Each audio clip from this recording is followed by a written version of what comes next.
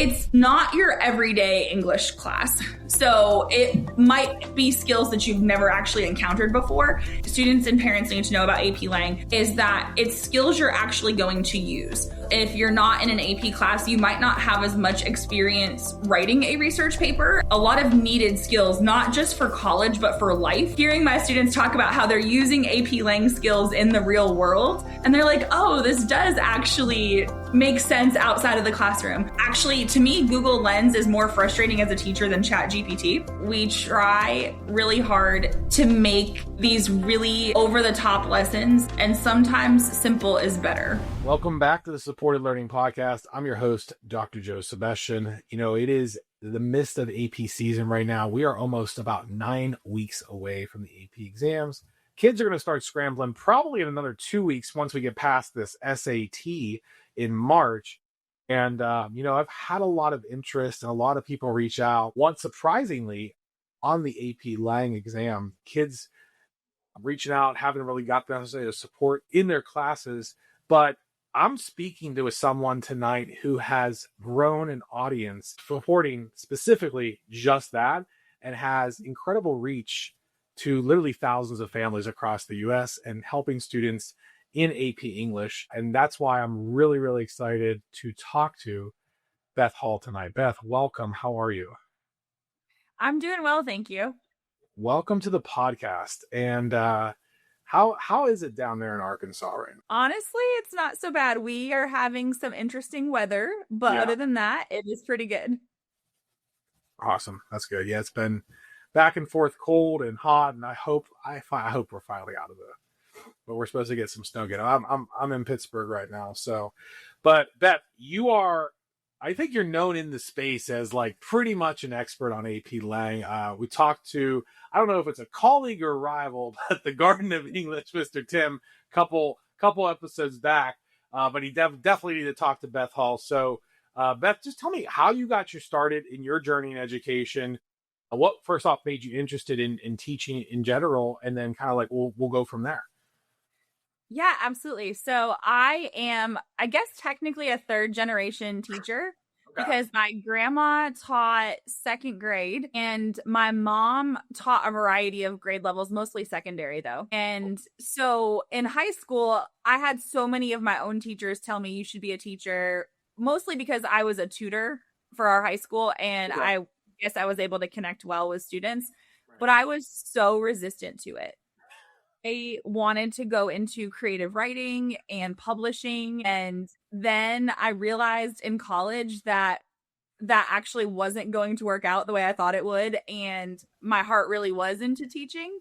So I'm actually a non-traditional teacher, at least for Arkansas. So my degree is in English and creative writing, as is my master's. So I didn't do the traditional student teaching experience. I did a program like afterward, a 2-year program where once you secure a job, you essentially go through these like summer courses and like weekend classes, that kind of thing. Yeah, I've actually been an adjunct professor to a program like that in Virginia where you have career switchers and you can get a provisional license in Virginia. It's accelerated. They come from another profession. So, okay. What was the switch in college that made you? Because like I actually had a similar journey to that of when I was a senior, I was like, there is no way I'll ever be back in a school. And now I've spent the last 16 years of my professional life in the schools. But like, what moment made you switch there?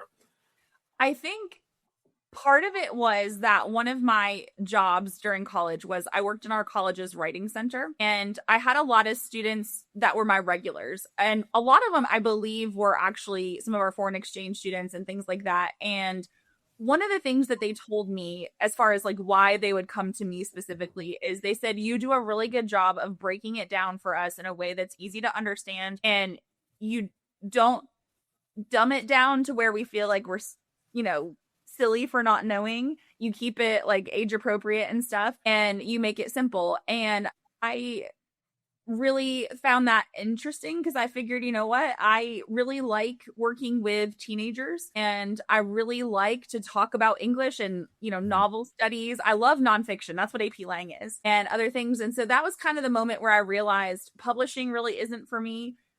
I would much rather be someone who is shaping young lives and helping people, that like sort of aha moment where the light bulb turns on and it really clicks and they get it.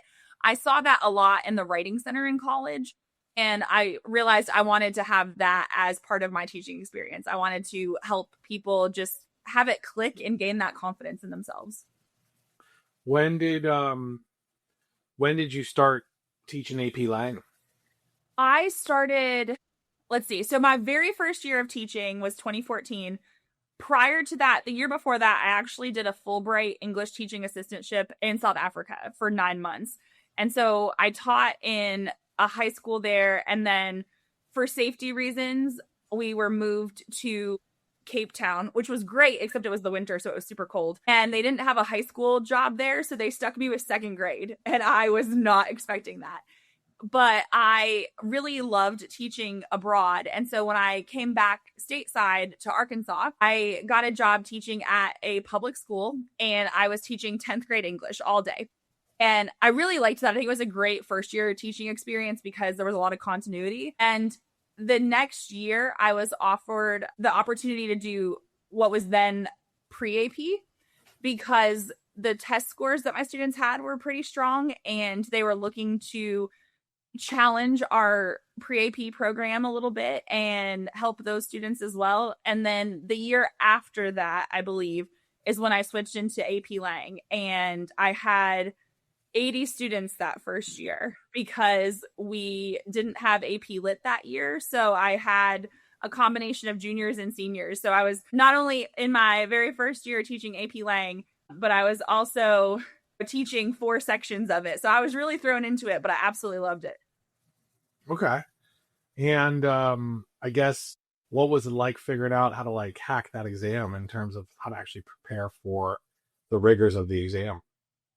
I think it was really interesting as a teacher to look at what do students actually need to know to be successful. I was coaching high school soccer at the time. That's where the Coach Hall comes from, is because I was coaching soccer as well. And that was one of the things about being a soccer coach, is I was definitely not the most experienced soccer coach out there by any means.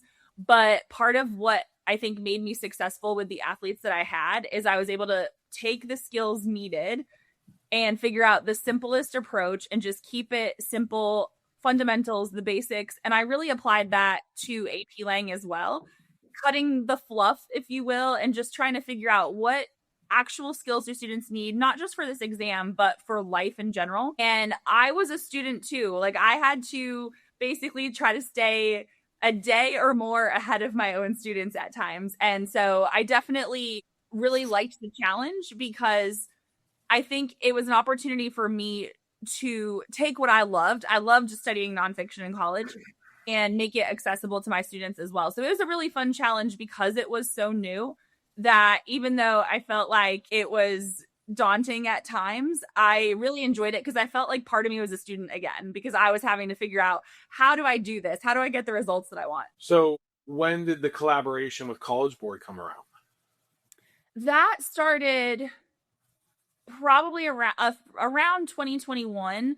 In 2020, during COVID, the College Board did a survey, I guess, of teachers asking which resources were most helpful.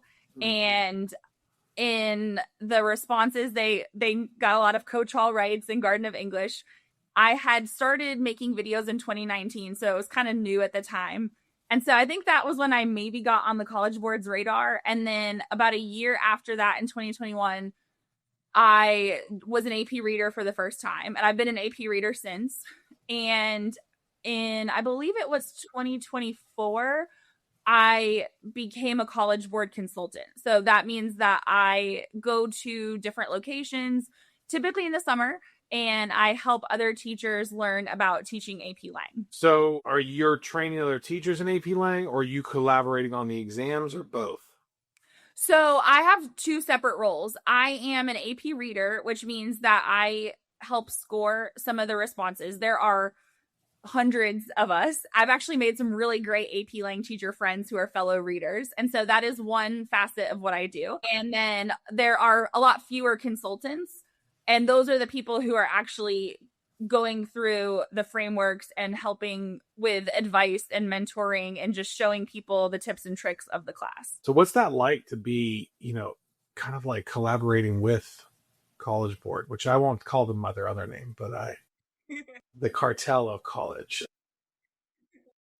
But they control so much data and so much information, right? In terms of, but obviously they do have huge influence in how students get on the radars of colleges. So what was that like to like really just, okay, this is going to happen in terms of being, first off, I mean, it must be a great honor to have being on the radar there, but like just kind of walk me through those thoughts and processes.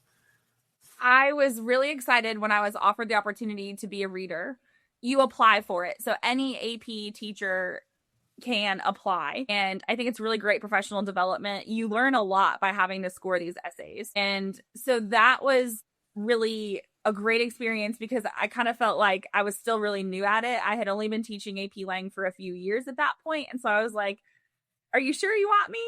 Is that okay? And I really loved it. And then for the consulting position, I was encouraged to apply by a few existing consultants. And they were like, you would be great at this. You already do it anyway in different ways with what you're doing on social media. So go ahead and apply. And I definitely was very nervous about it because I felt like at that point I had a little bit of a name to myself and I didn't want to, like let anybody down or anything. So once they said you're in, I kind of breathed a sigh of relief. And I don't have a lot of direct contact with the College Board at all in any way. It's not like that.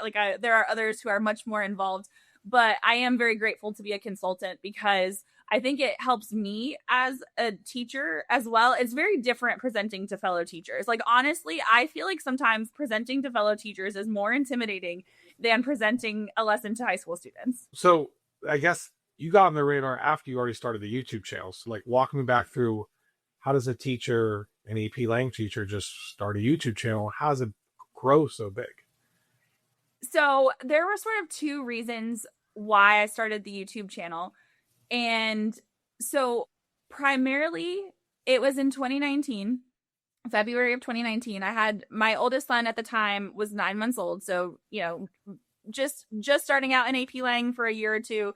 I've got, an infant at home, and I think I was in my 5th year of teaching at that point. And I felt like I had accomplished all the goals that I had set out for myself when I was a first-year teacher. When I was a first-year teacher, I made a list of the different things that I wanted to accomplish, and I had pretty much checked all the boxes for what I wanted to do. And I felt like I needed a new challenge. I think, having a baby at home and being a teacher, I just wanted something fun. And I knew nothing about content creation. And my videos are not full of special effects. They're very simplistic. But I think that's part of the charm about them is that they're the type of videos where you can listen and follow along and learn. And so I wanted that challenge. I wanted a hobby, something new. So that was definitely one aspect of it. It became a passion project of mine. In fact, that year, I actually had my own students do a passion project where they had to pick something that they wanted to do. And so I kind of did the project alongside of them and just kind of soft launched the YouTube channel just to see if it would work. I didn't know if it would. But admittedly, the other facet of this, if we can be a little bit candid about it, is at the time, I remember my son, like I said, was 9 months old. And I remember being in his nursery, rocking him to sleep, and thinking about the life I wanted to provide for him. And I had been coaching soccer for years, and I didn't know if he would end up playing soccer or another sport. Turns out he's a swimmer. He loves competitive swimming. And I was looking at, our family budget on a teaching salary. And I thought, I don't know if I can afford swim lessons and soccer lessons and teams and all that. And it's not that I started YouTube to make money by any means, but I knew, like, if I'm being honest, I knew there was a possibility that doing YouTube and maybe teachers pay teachers and other facets of social media, I knew that there was an opportunity to use the knowledge that I was giving my students in my classroom to make a better life for my family, or at least hopefully. And I mean, you're monetized, right? I assume that's how. Oh, right. How is YouTube? Is it like in terms of for paying wise, is it pretty good? It's, if we look at all social media platforms, for me personally, in my experience, YouTube has the best payout. TikTok is not very good. Right. So that one's the hardest one. And then I'm experimenting with other stuff right now because I don't typically post a ton on Facebook or Instagram, but I think there are times when it can be more lucrative. But for me, exam season, like basically now through May, is when I'm at my busiest. And then like once June hits, like the views just they just drop because no one's interested anymore. Right. That's running an AP program has taught me that too. Like, how do we get this interest all year round? Okay, so walk me through how do you recommend kids get ready for the AP Lang exam? What should they be focusing on? Is it that big of a deal? Because it seems like, it's English. It shouldn't really be that hard. But like, walk me through saying that devil's advocate, of course. Walk me through, I guess, what parents should know about the AP Lang exam and why it's important to do well on that too. One of the things that I love about AP Lang, and one of the reasons why I think AP Lang is a great AP class for students to take, is that AP Lang is a lot of nonfiction skills. Some teachers do incorporate fiction because of state standards or just their own preferences. But students are going to encounter much more nonfiction in college and careers than they will fiction and poetry and things like that. So for those who might be a little bit unfamiliar with it, AP Lang is nonfiction, AP Lit is fiction and poetry. And so AP Lang is kind of like, if you do concurrent credit, it's kind of like the skills in college English 1 or freshman English. And so I think one of the things that students and parents need to know about AP Lang is that it's skills you're actually going to use. We study argument. So you need to know how to construct an argument. We study rhetorical analysis, which is analyzing, and a lot of our stuff, it's speeches, but you could use it for advertisements, letters, books, all that kind of stuff. And then one of the probably most valuable skills for students is our synthesis essay, which is basically like a mini research paper. Because I've noticed that in some schools, if you're not in an AP class, you might not have as much experience writing a research paper. And that can be very daunting when you get to college if you've never had to work with different source materials and kind of put them together, using them to support your argument rather than summarizing them. So I think AP Lang offers students a lot of needed skills, not just for college, but for life. And that's been kind of interesting over the years, hearing my students talk about how they're using AP Lang skills in the real world. And they're like, oh, this does actually, make sense outside of the classroom. So I think that's part of what people need to know about AP and why AP Lang specifically is valuable, is that this is not just some niche content. And also, I think the argument of, well, it's just English class, like we speak English, we've taken English since, we were younger. It's not your everyday English class. So it might be skills that you've never actually encountered before. And I've seen that in some of my tutoring sessions where a student was maybe a strong student, but they had never done this before. So it was a lot of new and unfamiliar. And so we had to kind of work through that because it is very different than your typical English class. Now you said you just started AP seminar? Yes, I am a first year AP seminar teacher, and that is a great class as well. It's a lot. It is a lot of work in different ways, but I think it's a great class to take in theory before AP Lang. I have a few students taking it this year who took AP Lang last year, and they are thriving because they're like, we've already done all this. So AP seminar is another good one for students to consider because the skills are ones that they will use in college for sure. How is that different from the AP Lang exam? AP seminar actually has different parts to it. So there are 2 performance tasks, which are done essentially now. My students just finished the first performance task and we're about to start the second. And so it's more of like a portfolio based exam. They do take an exam. We call it the EOC, and of course, where they do have a couple kind of quick essays that they write. But a lot of the work for the class is done in the spring semester. And it combines writing skills. They have to write a paper using sources and things like that. And also presentation skills. There is a group presentation that students do and also an individual presentation that students do. AI has come and disrupted schools already. Like, I think the moment ChatGPT was there, kids are starting to use it to write their essays. So how do you deal with AI in your classroom, and how are you incorporating it potentially to leverage it for future?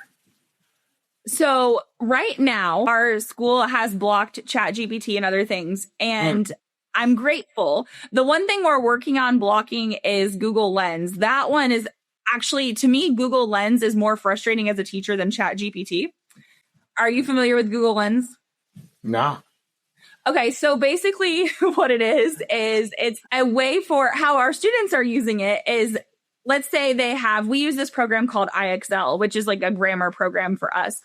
They can click on Google Lens and like have it kind of like view their screen. And let's say it's a multiple choice question. It will tell them what the answer is and why. Here's the other issue is we use a software program called Go Guardian, which allows us to see what's on students' computer screens. I love Go Guardian, but on Go Guardian, you can't necessarily tell that they're using Google Lens, except for the fact that their screen will kind of shrink and then expand again.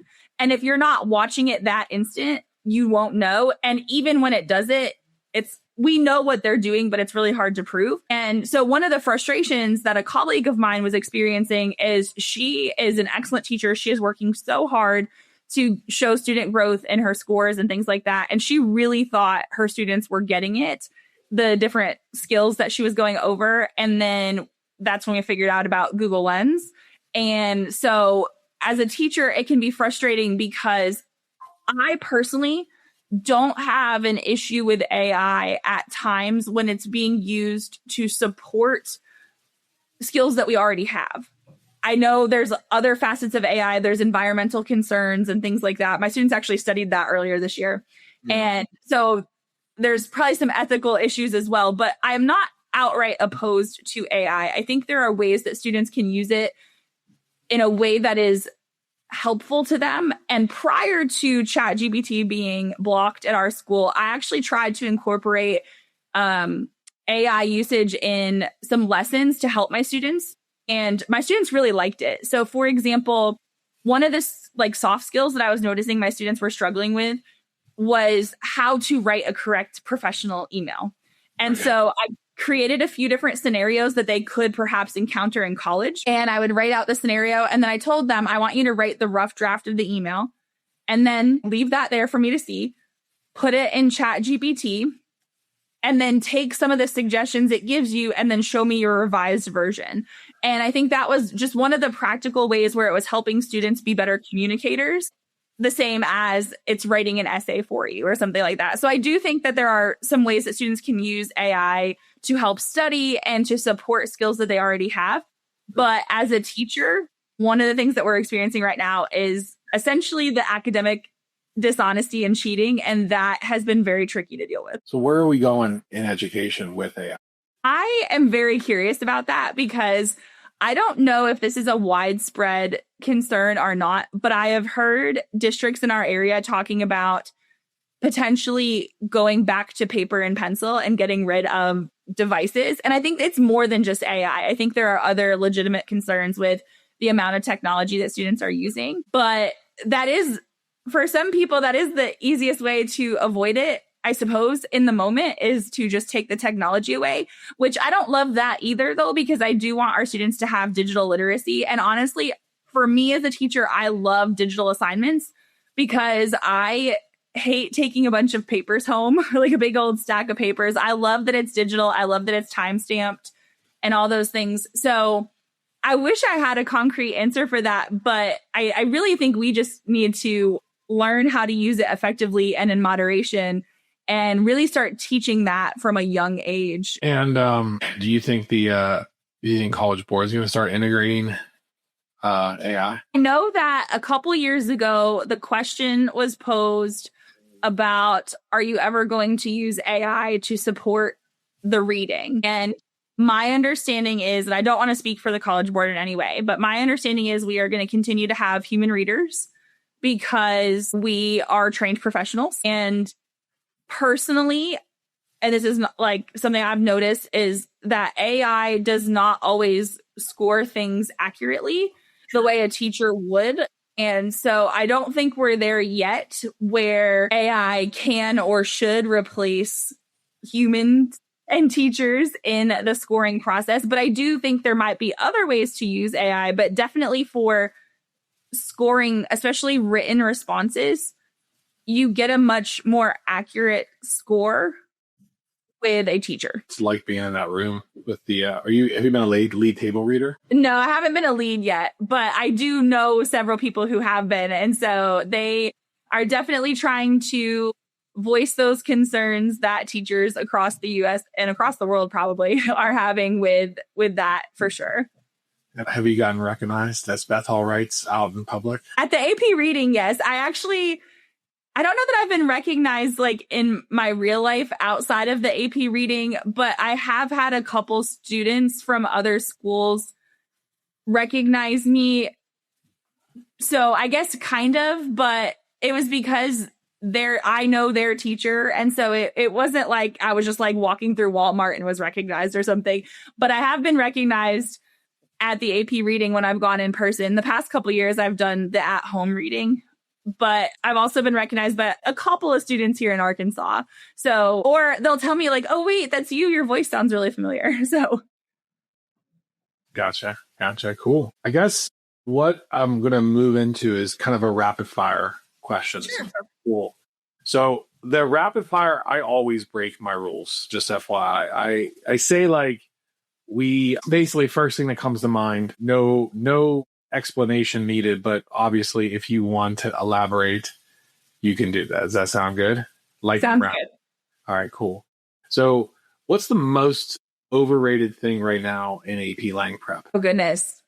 I don't know that I have a quick answer for that one. I have to think about this one. I think sometimes as teachers, we try really hard to make these really over the top lessons, and sometimes simple is better. Okay. What's the most underrated skill in AP Lang that people often take for granted? There's probably a few that come to mind, but I think just in general, having a good academic writing voice is something that I think people take for granted sometimes. Something that parents overthink when it comes to AP Lang prep. I think sometimes parents worry too much about the score that their student will receive or the grade that they will have in the class. Like, I understand why they're concerned about college and scholarships and various things, but I think sometimes we get so focused on GPA, grades, and exam scores that we lose sight of the other progress that the student has made.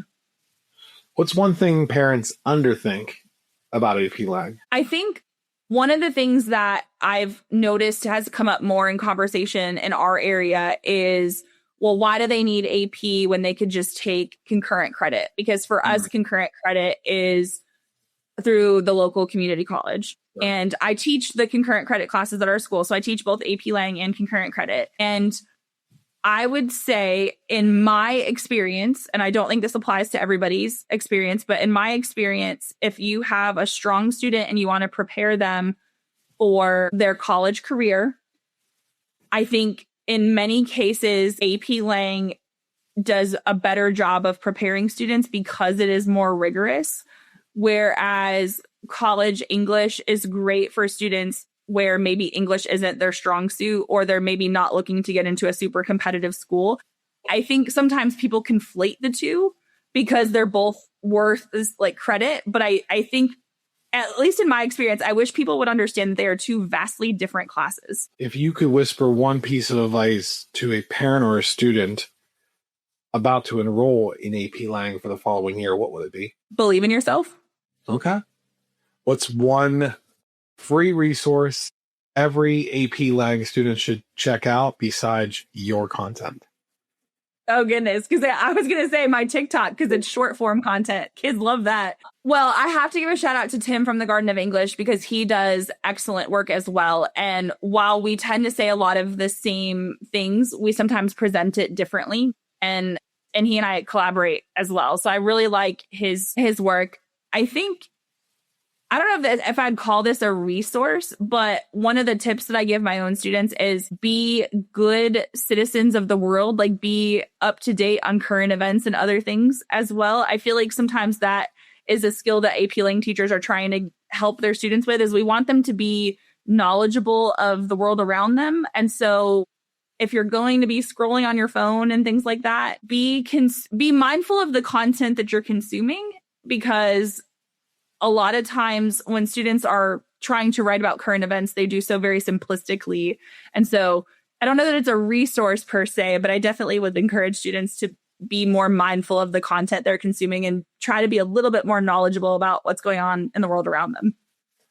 What's the next big shift you see coming in how we educate the next generation of AP students? Now that the exams are digital, I think that teachers are trying to balance the digital side of things, like how do we annotate digitally and how do we practice for a digital exam, with just sort of the tried and true pencil paper techniques as well. And I personally am not opposed to digital exams, but I definitely think that's one of the things that we're dealing with right now, is how do we adapt education to meet our students where they are in terms of technology, but also recognizing that being on a screen for too much of your day can be problematic as well. So just trying to find that balance, I think, is one of the things that we're dealing with. This has been incredibly valuable. I really, really appreciate you making the time for us, coming on, because we got both heavy hitters in the AP Lang world. Tim said he was going to connect me with Heimler's history. I was like, well, we got it. But he bumped us. We got bumped by Heimler from March to September, I think now. So we'll have to do that. He's a busy guy.